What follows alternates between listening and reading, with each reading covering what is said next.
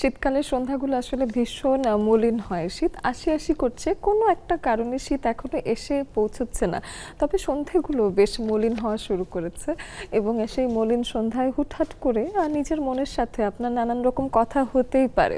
সেই কথার কোনো একটা কথা জীবনের কোনো এক পর্যায়ে এমন হয় যে যদি কেউ আমার জীবনটা গুছিয়ে দিত। তবে বাস্তবতা নিয়ে যদি ভাবতে চাই, জীবনের কঠিন সত্যকে যদি সত্যি সত্যি মুখোমুখি করে নিতে চাই, তখন সত্যটা এটাই, আসলে আমাদেরকে কেউ গুছিয়ে দেয় না। নিজের জীবনটা যদি কোনোভাবে নষ্ট হয়ে যায়, সেটার দায়ভারও যেমন নিজেরই নিতে হয়, তেমনি নিজের জীবনটা গুছিয়ে নেবার দায়িত্ব অন্য কারো হাতে সঁপে দেওয়া একেবারেই সমীচীন নয়। আজ আমরা সেই বিষয়গুলো নিয়ে কথা বলবো। নিজের জীবনটা গুছিয়ে নেবার দায়ভারটা আসলে কিভাবে নিজেই খুব ভালো করে নিয়ে নিতে পারছি এবং আমার জীবন যে আর কেউ গুছিয়ে দেবে না, পুরো দায়িত্বটাই আমার, সেই বিষয়গুলো নিয়ে কথা বলবো। আপনাদের সবাইকে স্বাগত জানাচ্ছি নেক্সাস টেলিভিশনের লেডিস ক্লাবের আড্ডায়। আমি অহনা তাসনিম খান আছি আপনাদের সাথে, এবং নেক্সাস টেলিভিশনের এই আড্ডায় আমাদের সাথে বরাবরই আমাদের স্টুডিওতে বন্ধু আছে এবং সাথে অপেক্ষা করে থাকি আপনার জন্য, যাতে আপনারা এসে আমাদের সাথে গল্প করতে পারেন। লেডিস ক্লাব মানে অনেক অনেক আড্ডা, জুমের আড্ডাতেও আপনাদের সাথে চলবে আমাদের কথা। বিষয়টা বুঝেই নিয়েছেন, কেউ কাউকে গুছিয়ে দেয় না, এটাই আজকের বিষয়। শুরুতেই পরিচয় করিয়ে দিচ্ছি, আমাদের সাথে আছেন লায়লা নাজনীন হারুন। তিনি প্রেসিডেন্ট হিসেবে আছেন চেষ্টা সংগঠনে। অনেক অনেক স্বাগত জানাই। কেমন লাগছে এসে? ভালো, খুব ভালো। বাহ, আমার ভালোই লাগে এই সমস্ত অনুষ্ঠান।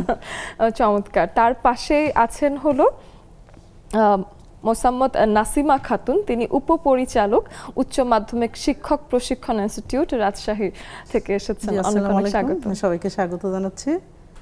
এই অনুষ্ঠানে এসে কথা বলতে পেরে ভালো লাগছে। আমাদের কথা, নিজের কথা, আমাদের পরিকল্পনা, আমাদের প্রচেষ্টা এগিয়ে যাওয়ার কথা বলতে পারবো, এই জন্য খুব ভালো লাগছে। আপনি আবার চেষ্টা সংগঠনেও আছেন? জি না, আমি চেষ্টা সংগঠনে নেই, আমি শিক্ষকতা পেশায় আছি। জি জি, উচ্চ মাধ্যমিক শিক্ষক প্রশিক্ষণ ইনস্টিটিউট রাজশাহীতে আছি। আচ্ছা, এবং আপনি শিক্ষকদেরকে ট্রেনিং করান, রাইট?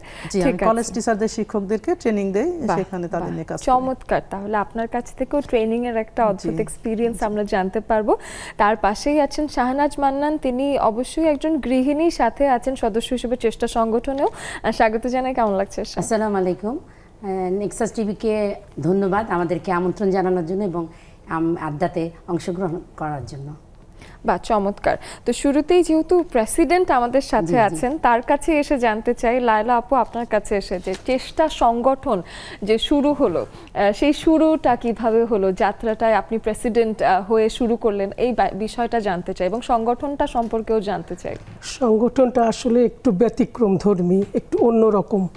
আমরা 2011 সালে শুরু করেছিলাম 4-5 জন ফ্রেন্ড মিলে সমমনায়। তখন আমার হাজব্যান্ড বলেছিলেন যে যারা মুক্তিযুদ্ধে মহিলারা ফিজিক্যালি অ্যাসল্ট হয়েছে, ফিজিক্যালি নির্যাতিত হয়েছে, তাদের পুনর্বাসনের জন্য কিছু করা যায় কিনা।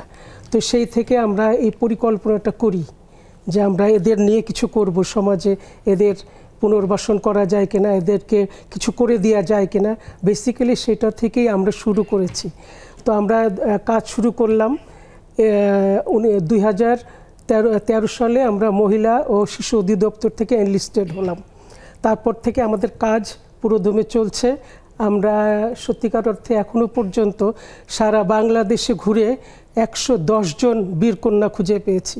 আমরা বীরঙ্গনা বলি না, হ্যাঁ, বীরকন্যা খুঁজে পেয়েছি। কেউ বলেছে আমার জায়গা আছে, আমার বাড়ি নাই, আমি গাছতলায় থাকি, তো আমরা তাকে বাড়ি করে দিয়েছি।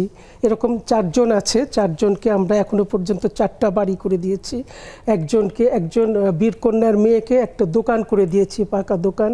একটা প্রাইমারি স্কুল করে দিয়েছি একেবারে চিটাগাংয়ের গ্রামের মধ্যে।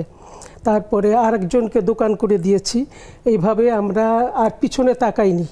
সত্যি কথা বলতে কি, আমরা সারা বাংলাদেশ ঘুরি। আমরা যেখানেই সন্ধান পাই যে এরকম কেউ আছে, তো তাদের আমরা কাছে যাই, আমরা তাদের সাথে আলাপ করি, তারা কি হলে তাদের জীবনটা নির্বাহ করতে পারে। আসলে সত্যিকার অর্থে আপনারা তো নিজেও জানেন যে তারা কিভাবে নিগৃহীত হয়েছে সমাজ থেকে, কিভাবে তাদেরকে লাঞ্ছনা গঞ্জনা দিনের পর দিন সহ্য করতে হয়েছে। তারপরে আমরা যখন তাদের কাছে প্রথম যেতাম, ওরা বলতে চাইতো না। পরে আমরা তাদেরকে কাউন্সেলিং করতে করতে তারা এখন, তো আমাদের শান্তি অতটুকুই, আমরা এখনো পর্যন্ত 110 জনকে সমাজে কিছু করে দিতে পেরেছি। আর আমাদের সংগঠনটা না এখন অনেক সুন্দর, একটা বড় একটা সংগঠন। আমাদের এই যে শাহনাজ মান্নান আছেন, এরকম আমাদের একঝাঁক উদ্যমী কর্মী আছেন, তরুণ দীপ্ত প্রাণ আছেন, যাদেরকে দিয়ে কাজ করানো যাচ্ছে। প্রত্যন্ত অঞ্চলে আপনি অবাক হয়ে যাবেন, আমাদেরকে লঞ্চেও যেতে হয়, আমাদেরকে নৌকায় উঠতে হয়। তো কাজ করতে যখন নেমেছি তখন তো এটা করতেই হবে।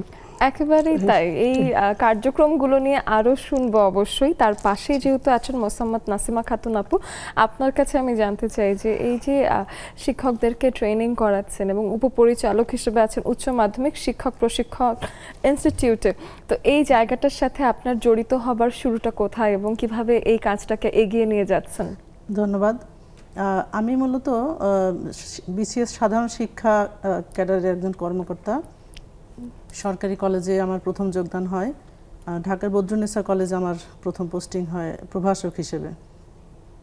তো এখানে আমি 1 বছর কাজ করার পরে আমার হাজব্যান্ড রাজশাহী সরকারি সিটি কলেজের শিক্ষক ছিলেন, যে কারণে আমাকে বদলি হয়ে রাজশাহীতে যেতে হয়। তো রাজশাহীতে আমার কোনো কলেজে এরকম পোস্টিং মানে পোস্ট ফাঁকা না থাকার কারণে টিচার্স ট্রেনিং কলেজে আমি বদলি হয়ে যাই, রাজশাহী সরকারি টিচার্স ট্রেনিং কলেজে। ওখানেও টিচারদের ট্রেনিং দেওয়া হয়, স্কুল টিচার, বিএড, এমএড করানো হয়।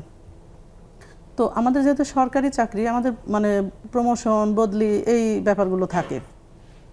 তো টিচার্স ট্রেনিং কলেজে 7 বছর চাকরি করলাম, ওখানেও টিচারদেরকে ট্রেনিংয়ের সাথে জড়িত ছিলাম। তো সেখান থেকে আবার প্রমোশন হয়ে সহকারী অধ্যাপক হলাম, হয়ে দিনাজপুর সরকারি মহিলা কলেজে বদলি করে দেওয়া হলো, মানে পদায়নজনিত বদলি। সেখানে কিছুদিন থাকার পরে যেহেতু পরিবার আমার রাজশাহীতে এবং আমার বাড়ি নাটোরে, আমার বাবার বাড়ি বা যেখানে আমি বড় হয়েছি নাটোরে, আমার শ্বশুর বাড়ি পাবনায়, তো যাই হোক আমাদের এলাকা এটা। তো সেই ক্ষেত্রে আমাকে রাজশাহীতে আবার বদলে হয়ে আসতে হলো। এসে তখন এই উচ্চ মাধ্যমিক শিক্ষক প্রশিক্ষণ ইনস্টিটিউট, এখানে আমার একটা পোস্ট ফাঁকা ছিল। তো বদলি ভিত্তিক যেহেতু একটা প্রক্রিয়ার ভিতরে আসতে হয়, এখানে আমি তখন থেকে আছি আর কি, 2013 সাল থেকে এখানে আছি। তো তখন থেকে শিক্ষকদের, কলেজ টিচারদের ট্রেনিং দিচ্ছি। এই কাজটা করতে গিয়ে খুবই ভালো লাগে, কারণ যে একজন শিক্ষক যখন নিজের দক্ষতা উন্নয়ন করতে পারে, গুণগত মান বৃদ্ধি করতে পারে, এই শিক্ষকের উপরে এই শিক্ষার্থীদের গুণগত মান নির্ভর করে। তো শিক্ষককে যখন আমি কোয়ালিটি দিতে পারবো, আমার শিক্ষার্থী কোয়ালিটি হবে, গুণগত মানসম্পন্ন শিক্ষা অর্জন হবে, দেশের যে এই শিক্ষার্থীরা দেশে তার গুণগত যে অবদান সেটা রাখতে পারবে। তো সেই দর্শনটা আমরা শিক্ষকদেরকে দিতে পারি, কারণ আমাদের শিক্ষকদের প্রশিক্ষণের মাধ্যমে যে তার শিক্ষকতা পেশার যে একটা অবদান রাখার যে জায়গাটা, সেটা আমরা এই প্রশিক্ষণের মাধ্যমে দেই। বাহ, চমৎকার। এবং শিক্ষকরা খুবই আনন্দিত হয় এই প্রশিক্ষণ গ্রহণ করতে পেরে, এবং আমিও খুবই আনন্দিত তাদের সাথে থাকতে পেরে। বাহ, চমৎকার। নাসিমা খাতুন আপুর কাছে শুনলাম, এবং শাহনাজ মান্নান আপনার কাছে চলে আসতে চাই এবং জানতে চাই যে আপনি তো চেষ্টা সংগঠনের সাথেও সদস্য হিসেবে জড়িত আছেন, এবং কেন মনে হলো এই প্রতিষ্ঠানের সাথে আসলে আপনি নিজেকে জড়িত করতে চান, এবং সাথে আপনার সংসার জীবন এবং এই কাজের অঙ্গনটা একসাথে মিলিয়ে আসলে ব্যালেন্সটা কিভাবে হচ্ছে? ধন্যবাদ। আমরা এমন একটা বয়সে চলে এসেছি যে আমরা সংসার জীবন শেষ করে ছেলে মেয়েকে মানুষ করে যখন দেখলাম যে এখন আর তেমন নাই, আমরা কিন্তু আমাদের একটা স্থানে থেকে আমরা সবাইকে সাহায্য সহযোগিতা করার মন মানসিকতা রাখি। তো ভাবলাম যে এই চেষ্টা এমন একটা সংগঠন যেটা নাকি বাংলাদেশের এমন একটা অরাজনৈতিক সেবামূলক উন্নয়নমূলক একটা সংগঠন, এবং এখানে আমরা বাংলাদেশের বিভিন্ন অঞ্চলে আমরা কাজ করে থাকি। সবচেয়ে বড় কথা, চেষ্টা সংগঠনে যে আমাদের সভাপতি লায়লা নাজনীন হারুন আছেন, ওনার নেতৃত্বেই আমরা সবাই মিলে এবং সম্মিলিত প্রচেষ্টায় এই মানে অবহেলিত মানে সমাজে এই অবহেলিত মানুষের পাশে, বিশেষ করে নারী, পুরুষ এবং মুক্তিযোদ্ধা পরিবার এবং বীরাঙ্গনা এবং মানে বীরকন্যাদের পাশে আমরা কিছু কাজ করতে পারি, এটা আমরা ভীষণভাবে উপলব্ধি করি এবং আনন্দের সাথে করি। শুধু তাই নয়, আমরা যে ওদের পাশে দাঁড়িয়ে তাদের মুখে একটু হাসি ফোটাতে পারি, তাদের একটু যদি সফলতা করি, এটাই আমাদের চেষ্টা সংগঠন এবং আমাদের সার্থকতা। এবং সত্যি কথা বলতে কি, যে আমরা যে সারা জীবন যাই করি না কেন, এইখানে যে এই মানবতার কাজ করাটা, যে কী যে আনন্দের এবং সার্থকতা, এটা আমরা ব্যক্তিগতভাবে নিজেরা করি বলে আমরা সেটা ফিল করি বা অনুভব করি আমরা, খুবই একেবারে। এবং এই ধরনের নারীদের কাছে না গেলে আসলে তাদের ত্যাগ এবং তাদের জীবন সম্পর্কে জানাটা সম্ভব না। তো সেই ক্ষেত্রে এটা একটা ভিন্ন ধর্মীয় উদ্যোগ। তবে আমাদের দেশের ঐতিহাসিক যে ঘটনা আছে সেটা যদি আমরা বিবেচনা করি, আমার মনে হয় বেশ গুরুত্বপূর্ণ একটি দায়িত্ব যেটা আমাদের দেশের অনেক মানুষের নেবার কথা ছিল। সেখানে আপনারা একটা সংগঠন তৈরি করে অল্প কিছু সংখ্যক নারীরা মিলে এই উদ্যোগটা নিয়েছেন। আপনাদেরকে দেখে যাতে আরো অনেক মানুষ আসলে এই জায়গাটায় আসে সেটা আসলে আমরা চাইবো, কারণ ভীষণ গুরুত্বপূর্ণ একটি দায়িত্ব আমাদের দেশের নারীদের প্রতি। অনেক ধন্যবাদ। আমরা একটা বিরতি নিয়ে চলে আসছি, কিছুক্ষণের মধ্যে আমরা আরো আড্ডা দেব। এবং কেউ যে কাউকে গুছিয়ে দেয় না সেই কথাটা একেবারে যে সত্যি না, সেটাও খানিকটা মনে হচ্ছে চেষ্টা সংগঠনের কাজ দেখে বোঝা যাচ্ছে, কারণ তারা কিন্তু কিছু নারীর জীবন গুছিয়ে নেবার দায়িত্ব নিয়েছেন। তো সেই বিষয়গুলো আসলে জানবো আড্ডা চলে, সাথেই থাকুন, ফিরে আসছি কিছুক্ষণের মধ্যেই।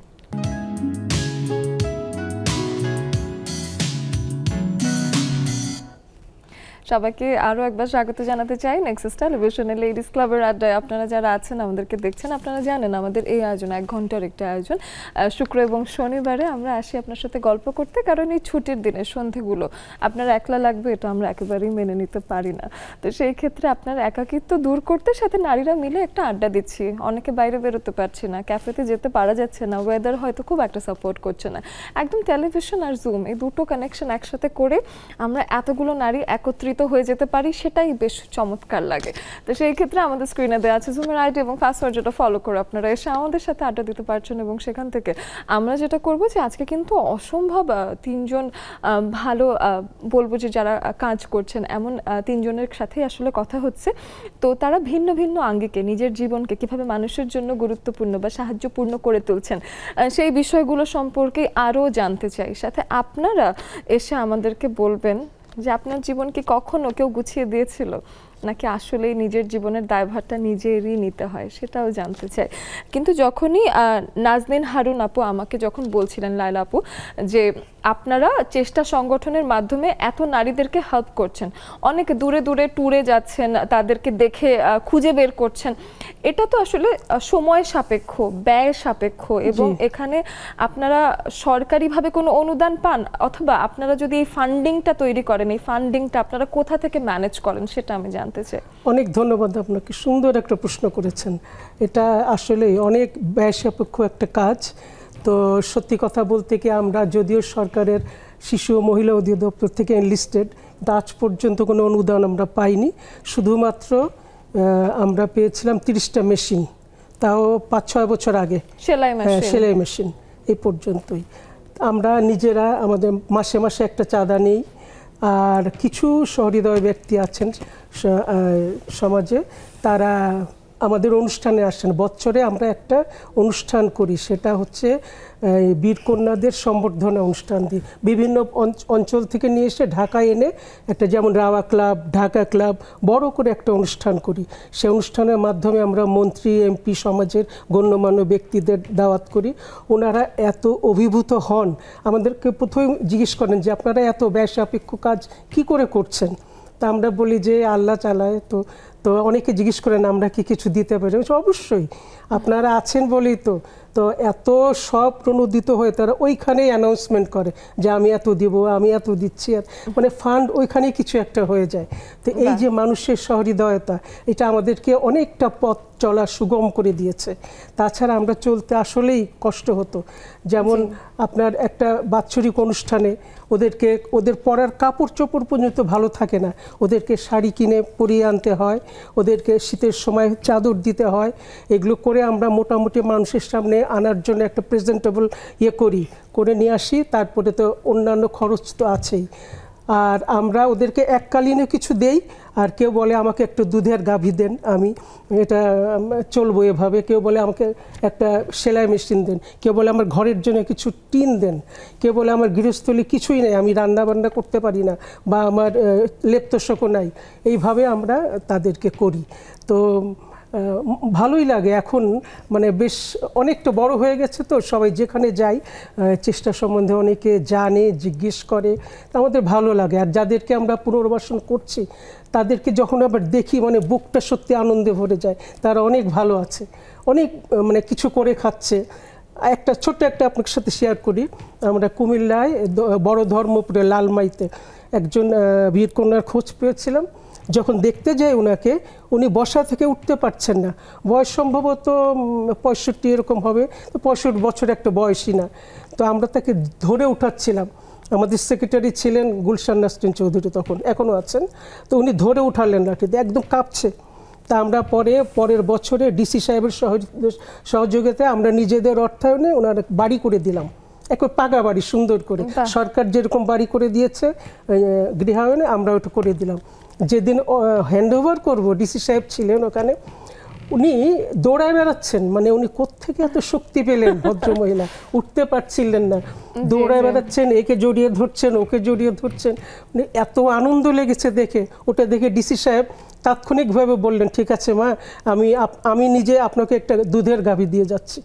মানে খুশিতে সে আত্মহারা। এই যে মানুষের জন্য, এই দুস্থ বা দরিদ্র মানুষের জন্য করতে পারার যে আনন্দ, তাদের মুখের যে হাসিটা, এটাই আমাদের পাওনা, আর কিছু না। বাহ, চমৎকার এই বিষয়টা। কারণ আমাদের দেশ মুক্তির সময় যেসব নারীরা এত কষ্ট সহ্য করেছেন এবং দেশের জন্য তারা নিজেদের কষ্টটাও আসলে মাথায় নেননি, কিংবা তারা ভিক্টিমাইজড হয়েছেন, এই ধরনের নারীদেরকে আসলে সব থেকে বেশি সম্মানিত জায়গায় রাখতে না পারার ব্যর্থতা আসলে আমাদেরকেই নিতে হবে আসলে। তো সেই ক্ষেত্রে নিজ দেশের জায়গা থেকে আমরা দেশীয় নারী হিসেবে আমাদের দেশেরই বীর কন্যাদেরকে সাপোর্ট করতে পারাটা, এটা বেশ চমৎকার সার্থকতা আপনাদের জায়গা থেকে। অনেকে মারা গেছেন, ধরেন আর 5-10 বছর পরে হয়তো ওরা থাকবে না। তা আমাদের যেটা পরিকল্পনা, ওদের ছেলে মেয়ে, ওদের নাতি নাতনি সবাইকে এস্টাবলিশ করে দেয়া শুরু করেছি আমরা, সেই কাজ অলরেডি শুরু করেছি। জি, চমৎকার। নাসিম আপুর কাছেও আসি, আপনিও তো ট্রেনিং এর মাধ্যমে আসলে নানান জায়গায় পৌঁছে যাচ্ছেন, তো আপনাদের কার্যক্রমগুলো কিভাবে আসলে অন্য মানুষের জীবনে প্রভাব ফেলে বা তাদের জীবনটা কিভাবে গুছিয়ে নেয়? জি, ধন্যবাদ। হ্যাঁ, আসলে আমি যে কাজের সাথে আছি, শিক্ষা আসলে সব কিছুকে পরিবর্তন করে, সব কিছুকে উন্নত করে, পরিশীলিত করে। তো শিক্ষাটা যদি সুন্দর হয়, জীবনটা সুন্দর হয়, দেশটা সুন্দর হয়, পৃথিবীটা সুন্দর হয়। আর শিক্ষকতা সেই সুন্দর করার জায়গায় আছে, আর তাদেরকে আমরা পরিশীলিত করার দায়িত্ব নিয়েছি। তো আমার যে ইনস্টিটিউট, সেখানে রাজশাহী বিভাগ এবং রংপুর বিভাগ, 2 বিভাগের শিক্ষকরাই প্রশিক্ষণে আসেন। তার মানে আমাদের বিস্তৃতি 2টো বিভাগ মিলে, এবং এই 2টো বিভাগের প্রত্যেকটা কলেজের শিক্ষকরাই কিন্তু আমাদের সাথে জড়িত। তো আমরা তাদেরকে চিঠি দেই প্রশিক্ষণ গ্রহণ করার জন্য, তারা আসেন। অনেকের অনেক সময় অনেক বাধা থাকে, বিশেষ করে মেয়েদের কিন্তু অনেক বাধা থাকে, পারিবারিক সমস্যা, প্রাতিষ্ঠানিকভাবে অনেক সময় মেয়েদেরকে, যাই হোক, এখনও কিন্তু একটু বৈষম্য বা একটু প্রতিবন্ধকতা রয়েছে। তারপরে সংসারে দেখা যাচ্ছে যে এখন আমরা মনে করি যে মেয়েদের দায়িত্বই বেশি সংসারের জন্য। সেক্ষেত্রে আমাদের এখন চেঞ্জ হচ্ছে কিছুটা, যে কর্মজীবী নারীকে হাজবেন্ডরাও সহযোগিতা করছেন, পরিবারের সদস্যরাও করছেন, কিন্তু আমার মনে হয় যে আরও বেশি সহযোগিতা করা দরকার। তো সেই ক্ষেত্রে আমাদের নারী পুরুষ সকল প্রশিক্ষণার্থী আসেন। তাদেরকে আমরা শিক্ষার্থীদেরকে কিভাবে গড়ে তুলবে, শিক্ষার্থীদেরকে কিভাবে শ্রেণীকক্ষে মনোযোগ আকর্ষণ করবেন, তা শিক্ষার্থীদের পাঠটাকে আরও কিভাবে কার্যকরী করবেন, বাস্তবসম্মত করবেন, সৃষ্টিশীল করবেন, এই বিষয়গুলোতে শিক্ষকদের যে দক্ষতা, সেই জায়গাগুলোতে আমরা তাদেরকে আমাদের যে শিক্ষা বিজ্ঞান, সেই বৈজ্ঞানিক মনোবিজ্ঞান সম্মতভাবে তাদের সেই জ্ঞান, দক্ষতা, দৃষ্টিভঙ্গি প্রদান করি। এবং সেই জ্ঞানটা তারা এই জায়গা থেকে তারা শুধু যে তার পেশাগত জীবনের দর্শনটাই পায় তা না, তার জীবন দর্শনও পান। জি জি। তাদের একজন শিক্ষক কিন্তু শুধু প্রতিষ্ঠানে না, সমাজেরও একটা প্রতিফলক, সমাজকেও প্রতিফলন বা পরিবর্তন করে। জি, একজন শিক্ষার্থীর জীবন দর্শনকে চেঞ্জ করে দেয়। একজন শিক্ষক কিন্তু একজন শিক্ষার্থীকে অনেক দূর এগিয়ে নিয়ে যেতে পারে, এবং তার ভেতর থেকে যে তার প্রতিভা, তার এই জীবন জগৎকে সুন্দর করার জন্য শিক্ষার্থীকে তুলে ধরা যে একটা দক্ষতা, সেটা কিন্তু সৃষ্টিশীল ভাবে নিয়ে যায়। চমৎকার। সেই জায়গাটাতে আমরা সুন্দর করে আমরা করার চেষ্টা করি। এবং সেখানে এই যে আরও যে কিছু যে নারী এবং পুরুষের যে বাধা কাজকে গুছিয়ে নেওয়া, সেই গুছানো জায়গায় যে দুইজনই সবাইকে সহযোগিতা করবে, এইটা হলে গুছানোটা আরো সুন্দর হয়। চমৎকার একটা ব্যাপার। আমরা আসছি আপনার কাছে আরো। আমাদের কাছে জুমে অনেক বন্ধুরা চলে এসেছেন, এর মধ্যে আমি দেখতে পাচ্ছি রেবেকা আপাকে অনেকদিন পরে পাচ্ছি। কোনো একটা কারণে রীতা পোদ্দার দিদি এবং রুমি আপু আমাদের একসাথেই আছেন। এবং এটা ছাড়াও হলো আমাদের আরো কিছু বন্ধুরা যারা আসতে চাইছেন, তারা অনেকেই ভিডিও অন করেননি, যার কারণে আমরা আপনাদেরকে নিতে পারছি না। তাই যুক্ত হবার সময় যত নারী বন্ধুরা আছেন, নিজের নামটা পরিষ্কারভাবে লিখে ভিডিওটা অন করবেন, যাতে করে আমরা চিনে বুঝে নারী বন্ধুদেরকে জায়গা দিতে পারি। পুরুষ বন্ধুরা আমাদের সাথে আমাদের ফেসবুকে যে লাইভ যাচ্ছে নেক্সাস টেলিভিশন এবং নেক্সাস টেলিভিশন যে পেজটা আছে সেটার সাথে, এবং নেক্সাস লাইফস্টাইল একটা পেজ আছে, এই দুটো পেজে আমাদের যে লাইভ যাচ্ছে সেখানে আপনারা কিন্তু মন্তব্য দিতে পারেন। আপনাদের কথাগুলো আমি অবশ্যই পড়বার চেষ্টা করব। আমরা স্টুডিওতে আসবো, আমরা একটু শাহানা জাপুর কাছে আসি এবং চেষ্টা সংগঠনের বেশ কিছু কাজের সাথে যেহেতু আপনারা আছেন, আমি জানতে চাই যে আসলে পুরো প্রসিডিওরটা আপনারা যে নানান জায়গায় পৌঁছান, তারপরে এই কার্যক্রমগুলো আসলে কিভাবে চলে সেটার একটু বিবরণী ছোট করে শুনতে চাই। আচ্ছা, এখানে আমরা মান্থলি একটা মিটিং হয়, মাসিকভাবে আমাদের প্রজেক্টের কি করব আমরা, এটা আগে থেকে একটা আলোচনা হয়। দেন আমরা যেমন ময়মনসিংহ বিভাগে ফুলবাড়িয়া উপজেলা এবং তার আরেকটা উপজেলা আছে ধুপাউড়া, ওইখানের নয়নকান্দি গ্রামে যে আমরা একটা ঘর করেছি, তার আগে যে আমরা এই ফুলবাড়িয়াতে গেলাম, ওইখানে আমরা 6 জন বীরাঙ্গনাকে সেলাই মেশিন দিয়েছি, কাপড় চোপড় দিয়েছি। কিন্তু ওইখান থেকে আমরা তাদের সাথে আলোচনার মাধ্যমে জানতে পেরেছি যে একজন মানে পয়সার অভাবে চিকিৎসা করতে পারছেন না, আরেকজনের মাথা গোঁজার ঠাঁই নেই। এই আমরা তথ্যগুলা লিখিতভাবে সংগ্রহ করি এবং পরবর্তীতে আমাদের সভাপতি নাজনীন লাইলার নেতৃত্বে আমরা ওনাদের কাগজপত্র, জমি জমা সব কিছু সংগ্রহ করি যে আদৌ সে ওইটার মালিক কিনা। তখন আমরা সেই ক্ষেত্রে ওইখানে একটা লোক পাঠাই বা আমরা নিজেরাই যাই, যাওয়ার পরে কিভাবে কি করতে পারবো সেটা আমরা বিবেচনা করি। শুধু না, একটা বাজেট রেডি করি আর কি, যে কত টাকা খরচ লাগতে পারে, করতে পারে। দেন আমরা যেটা বলতে চাচ্ছি, আমি ধুপাউড়া উপজেলার নয়নকান্দি গ্রামে একদম বর্ডার কাছে, কিন্তু একদম সীমান্ত এলাকা, এটা অনেক দূরে এবং যাতায়াত খুবই কষ্ট আমাদের। লাইলা আপা সহ আমরা বেশ কয়েকজন প্রথমে গিয়েছি, সেখানে উদ্বোধন করেছি। দেন বাড়িটা এত সুন্দর হয়েছে যে পানির ব্যবস্থা, বিদ্যুতের ব্যবস্থা, লাইট, ফ্যান, মানে এভরিথিং, মানে একটা সংসারের, মানে একটা পরিবারে যা দরকার। আপনি ওনার আমি এখানে আমার অনুভূতিটাও বলতে চাচ্ছি যে ওনাকে আগেও দেখেছি, ঘর ছিল না তখন, যে আমাদের সাথে যে অনুনয় বিনয় করেছেন, যে একটা আকুতি তার ছিল। কিন্তু উনি যখন এত সুন্দর ভালো কাপড় চোপড় পরে আমাদের সাথে ওনার ঘরে ঢুকলেন, সেই একটা অনুভূতি আমাদের মানে চোখের পানিও কিন্তু আমরা রাখতে পারি না। ওনার সাথে আমরা এত মানে আপ্লুত হয়ে যাই যে খুশি প্লাস সার্থকতা, আমাদের কাজের সার্থকতা। এবং এখানে আরও আমি বলতে চাই যে আমরা যে যাই, একটা থাকার ব্যবস্থা, এখানে সিভিল প্রশাসন আমাদেরকে সহযোগিতা করেন, যেন আমাদের সার্কিট হাউসে আমরা থাকি, রাত যাপন করি একটা, আমরা সবাই 8-9 জন বা 10 জন আমরা একসাথে যাই। এখানে কিন্তু আমাদের অনেকেরই হাজবেন্ডরা সহযোগিতা করে আমাদের পরিবার থেকে, আমাদের পারিবারিকভাবে। এটাও আমি বলতে চাই যে কিছু না, কিন্তু আমাদের পরিবার সমস্যা থাকবে, কিন্তু পরিবারকে ম্যানেজ করে তাদেরকে আমাদের দিকে ধাপিত করার দায়িত্বও কিন্তু আমাদের। তারা যে আমাকে সহযোগিতা করবে, এটার ক্রেডিট কিন্তু আমাদের, এটা আমাকেই করে নিতে হবে, গুছাতে হবে আমাকে। তো এই যে একটা কাজগুলো আমরা করি। তারপরে যে ফেনীতে বন্যা দুর্গত এলাকায় আমরা প্রায় 20 থেকে 25টা পরিবারে, তখন আমাদের সেক্রেটারি ছিলেন দিলরুবা রুবি, আর এখন তো আমাদের নাসরিন আপা। তো তখন আমরা একদম প্রত্যেকটা পরিবারের কাছে যে আমরা লেপ, তোষক, হাঁড়ি, পাতিল এগুলো দিয়ে ওনাদের হাতে যখন তুলে দিতে পেরেছি, সেটারও একটা অন্যরকম অনুভূতি। এবং হ্যাঁ, এরকম। আর পটুয়াখালীও গিয়েছি আমরা। পটুয়াখালীতে আমরা 5 জন বীরকন্যাকে গরু দিয়েছি। ওইখানে এখন আমাদের একটা প্রজেক্ট কাজ চলছে, ওইখানে একজনের ঘর নাই। আমরা এখন এটা নিয়ে কাজ করছি যে ইনশাল্লাহ আগামী কিছুদিনের মধ্যে আমরা ওই কাজে হাত দিব।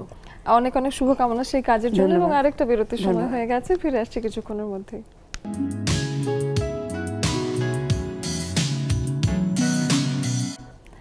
একটা কথা কোনো এক চিত্রনায়িকা বলেছেন, কোন দেশের সেটা এখন আর মেনশন করতে চাই না, তবে কারো প্রতি যে কেউ আমাকে গুছিয়ে দেবে, কারো দিকে আশা করে তাকিয়ে থাকা, এটা আসলে তার প্রতিও আসলে ঠিক না, এটাই সবাই বলে। তো এই জিনিসটা যে আমরা যখন আশা করে থাকি যে আমার জীবন আমি গোছাবো না, কিন্তু কেউ একজন আমার জীবনে আসবে আর সে এসে আমার জীবন গুছিয়ে দেবে, এটা আসলে একটা মানুষের প্রতিও একটা অন্যায় দাবি হতে পারে মাঝে মাঝে।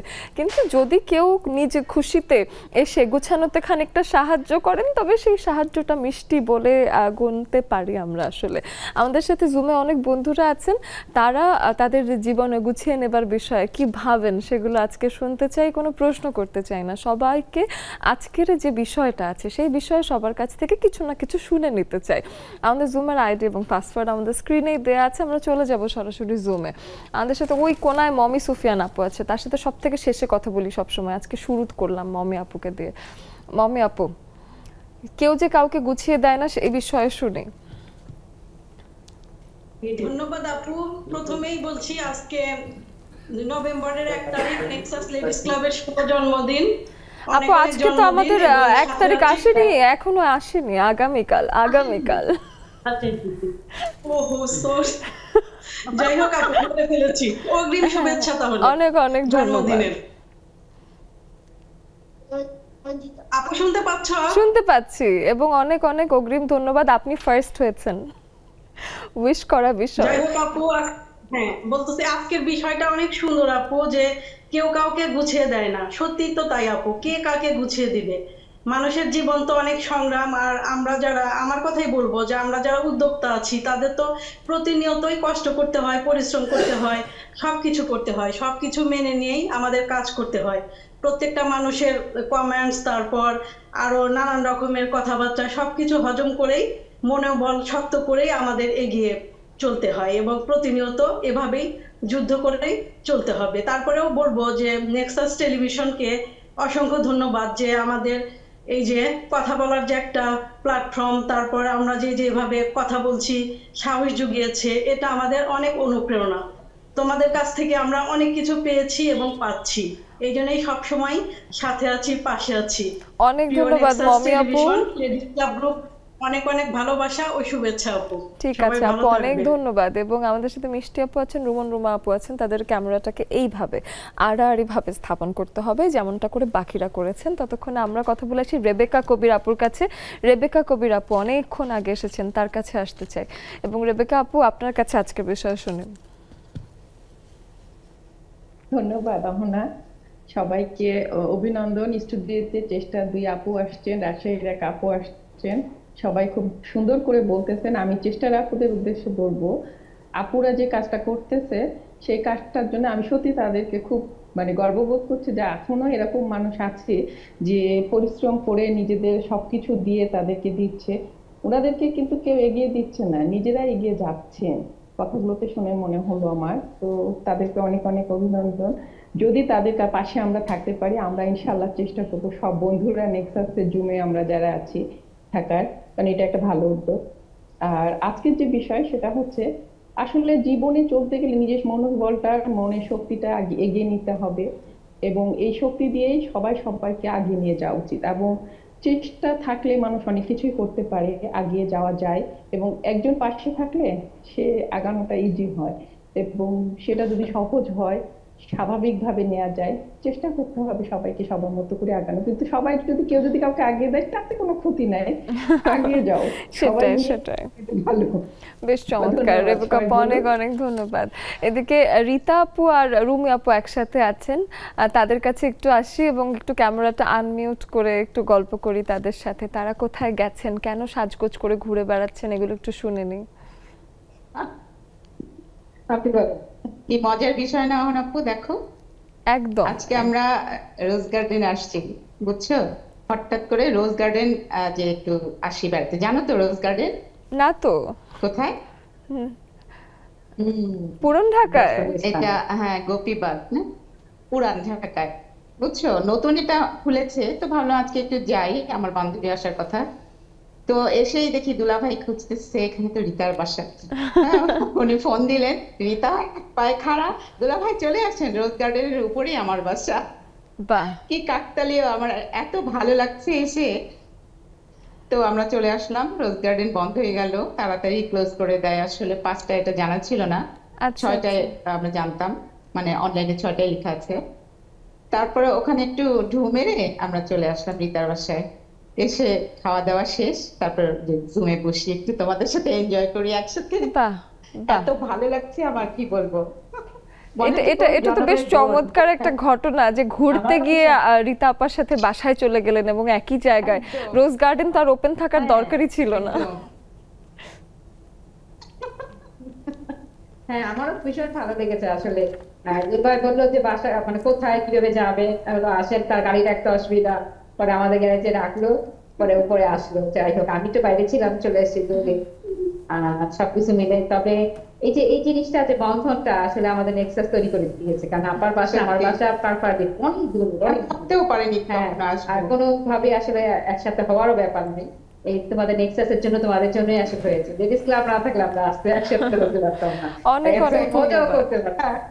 আপনারাও আমাদের এই জায়গাটাকে প্রাণবন্ত করে রাখেন, অনেক অনেক ধন্যবাদ। মিষ্টি আপু এবং রুমা আপু এখনো বাঁকা হয়ে আছেন, ফোনের অটো রোটেশন মোডটা অন করবেন, তাতে আপনাদের ক্যামেরাটা হয়ে যাবে ঠিকঠাক। ওকে, এবং আমি আরেকজনের সাথে একটু ছোট করে কথা বলে নিই, নাহিদা নেলি আপুর সাথে একটু কথা বলি। নাহিদা নেলি আপু, আজকের বিষয় নিয়ে ছোট করে 2-4 লাইন শুনে একটু আনমিউট করে বলবেন। আসসালামু আলাইকুম সবাইকে, শুভ সন্ধ্যা। আসলে আজকে বিষয়টা কেউ কাউকে বুঝিয়ে দেয় না। আসলে ঠিক, আমরা যখন ছোটবেলায় শুধু মা বাবারাই ছোট থাকি বুঝিয়ে দেয়, যখন আমরা কিছু বুঝাতে পারি না। কিন্তু বড় হওয়ার সাথে সাথে কিন্তু নিজেদেরকেই গুছিয়ে নিতে হয়, কেউ কাউকে বুঝিয়ে দেয় না। নিজেরটা নিজের গুছানোই ভালো। দেখা যায় যে অন্যকে গুছাতে গেলে আরো এলোমেলোই হয়ে যায়, তো নিজের গুছাতে নিজেই, ওইটাই মনে হয়। বাহ, চমৎকার। হাসিনা আপুর কাছে একটু আসি। হাসিনা আপু। আসসালামু আলাইকুম আপু। জি শুভ আপু, সন্ধ্যা সবাইকে। শুভ সন্ধ্যা। হ্যাঁ, শোনা যায় আপু? শুনতে পাচ্ছি। অনেক ধন্যবাদ সবাইকে। সবার গল্পগুলি না শুনতেছিলাম, যে নেক্সাস আসলে এত সুন্দর একটা প্ল্যাটফর্ম তৈরি করে দিচ্ছে আমাদেরকে, যে এই যে সব পরিচিত মুখগুলা, সবার বন্ধুত্ব কিন্তু এইখান থেকে, কেউ কাউকে চিনতাম না। এটা কিন্তু অনেক ভালো লাগার একটা বিষয় এবং অনেক বড় একটা পাওয়া আমাদের জন্য।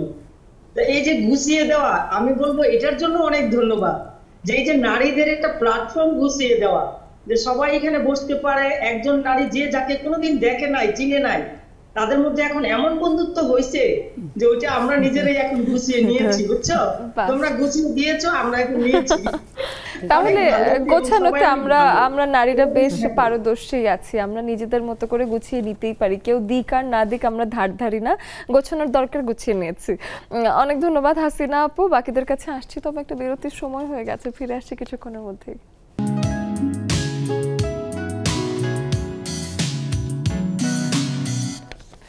সবাইকে আরো একবার স্বাগত জানিয়ে নিচ্ছি, তবে এইবার স্বাগত জানাতে একটুখানি মনে কষ্ট হচ্ছে, কারণ আমাদের আড্ডার একেবারে শেষ বেলা চলে এসেছে। কখন যেন আড্ডা শুরু করি মনে হয় 1টা ঘন্টা কাটবে কিভাবে, কিন্তু কিভাবে যেন খুব জলদি।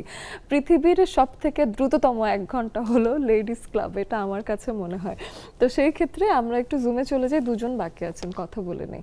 আমাদের সাথে মিষ্টি আপু আছেন আর রুমা আপু আছেন। মিষ্টি আপু, আপনার কাছে আসতে চাই, এই যে কেউ কাউকে গুছিয়ে দেয় না, এই বিষয়টাকে আপনি কিভাবে দেখেন, নাকি আসলে দেয়? আসসালামু আলাইকুম, শুভ সন্ধ্যা। আর স্টুডিওতে আছেন আমার খুব পরিচিত একজন মানুষ, খুব প্রিয় একজন ম্যাডাম, উনি হলো নাসিমা ম্যাডাম, রাজশাহী থেকে এসেছেন।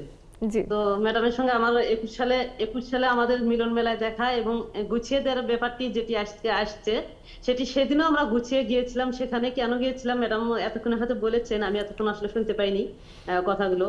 তো আমরা যে প্ল্যাটফর্মটিতে কাজ করেছিলাম এর আগে, শিক্ষকের কলাম, তো সেখানে কিন্তু আমরা অনেক কাজ করেছি গত করোনাকালীন সময়ে পুরোটাই। তখন ম্যাডামের কবিতা আবৃত্তি, গল্প এবং আমাদেরও পার্টিসিপেন্ট সব মিলিয়ে ম্যাডাম আমি একই সঙ্গে ছিলাম অনেকগুলো গল্পে।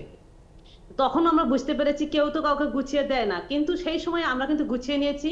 এবং ম্যাডামের সঙ্গে আমার খুবই ভালো একটি সম্পর্ক, যেটি এখানে সম্ভবত ম্যাডাম এখানে এসেছেন আমার কাছে মনে হয়েছে। অনেক ধন্যবাদ। আমরা আরো সামনের দিকে এগিয়ে নেবো। আসলে কাজগুলো গুছিয়ে কেউই দেয় না, গুছিয়ে নিতে হয়। এবং গত 15 তারিখে আমি একটি কাজ উদ্বোধন করেছিলাম আমার এলাকাতে, সাগাটা উপজেলায়। সেদিনও আমি মানুষের যে সাড়া পেয়েছি, তাতে আমি বুঝে দিয়েছেন আমাকে যে কেউ কাউকে গুছিয়ে দেয় না, আসলে আমাকে গুছিয়ে নিতেই হয়। যখন আমি সেখানে উপস্থাপন করেছি সবগুলো কথা, সবাই আমাকে আমি বলে শেষ করতে পারবো না, সকলের দোয়া চাই, এটুকুই বলবো।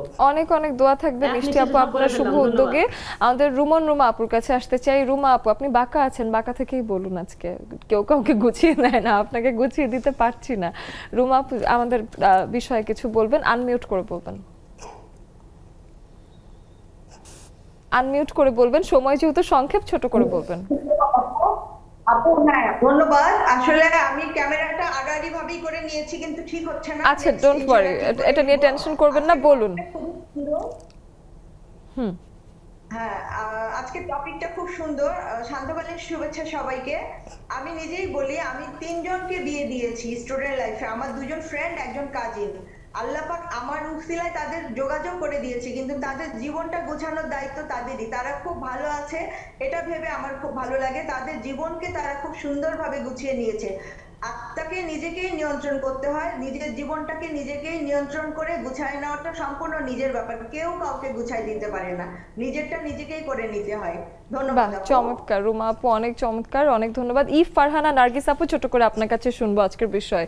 ইফ ফারহানা নার্গিস আপু। আসসালামু আলাইকুম ওয়া রাহমাতুল্লাহি ওয়া বারাকাতুহু। হ্যাঁ ঠিক, অবশ্যই এটা কথা যে সবকিছুকে নিজেকেই গুছাতে হবে। তারপরে কিন্তু আমরা চাই, আমরা আশা করি, আমরা সবসময় যেখানে থাকি না কেন, যে পরিবেশে থাকি না কেন, মনে হয় যে আশেপাশে সবাই যদি আমাকে সাপোর্ট করে, সবাই যদি সবার কাছে একটু আগায় নেই, সবাইকে যদি বুঝি, তাহলে কিন্তু আমাদের জীবনযাত্রা কিন্তু অনেক সহজ হয়ে যায়। অবশ্যই সাপোর্ট দরকার লাগলে গুছানো তো অবশ্যই আছে। গুছানো না করলে, আমি যদি নিজে না আগাই, নিজে যদি আমি ঠিক মতো সাজগোজ না করি, তাহলে কি আমাকে সবাই বলবে আমি সুন্দর? সুতরাং ওই সুন্দর কথা শুনতে হলে অবশ্যই আমাকেও সেই জায়গাটায় পৌঁছাতে হবে। ধন্যবাদ সবাইকে। অনেক ধন্যবাদ, অনেক ধন্যবাদ সবার কাছে। প্রত্যেকের কাছে 1 মিনিট করে আসবো। আমি আসতে চাই নাজনীন হারুন আপু, লায়লা আপুর কাছে।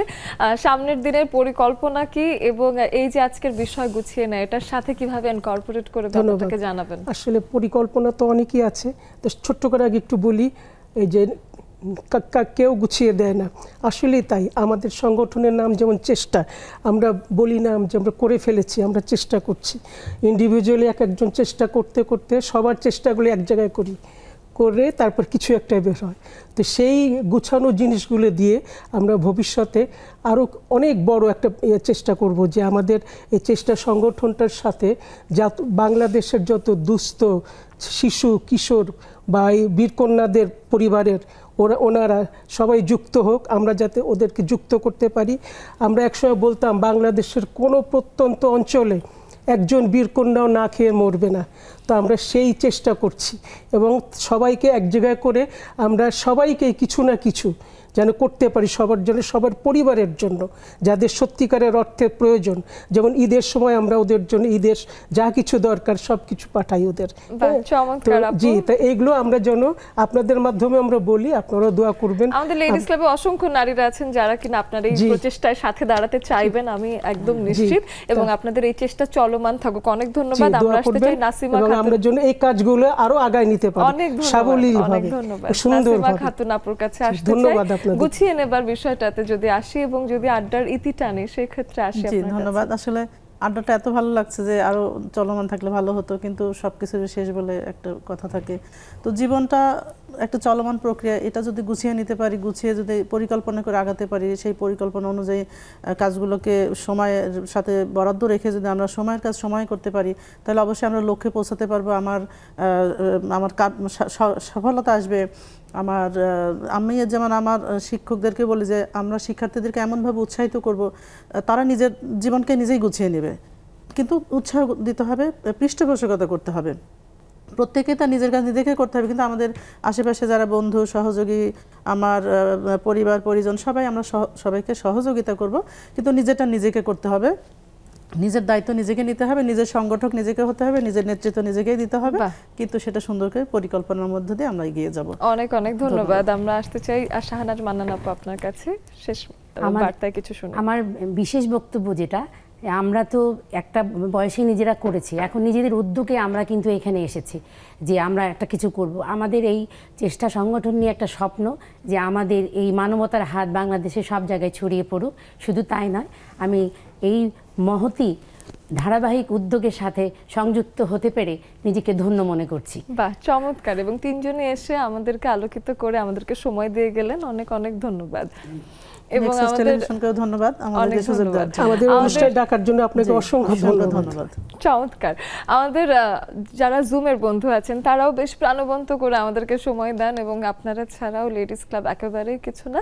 এবং আগামীকাল সেই বহুল প্রতীক্ষিত দিন, যে দিনটার জন্য আমরা পুরো বছর অপেক্ষা করি, সেটা হলো নেক্সাস লেডিস ক্লাবের জন্মদিন, তাই না? তো সেই ক্ষেত্রে আমরা কিন্তু এই জন্মদিনের সময়টাতে আপনাদের কাছে থাকতে চাই, আসতে চাই, এবং অনেক অনেক আড্ডা হবে, সেরকমই একটা প্রচেষ্টা থাকবে। অনেক চেষ্টা করুন, কেউ কাউকে গুছিয়ে না দিলেও দেখা যায় যে গুছিয়ে নেবার সহায়ক হতে পারেন, যাতে সেই প্রত্যাশায় বিদায় নিচ্ছি আজ।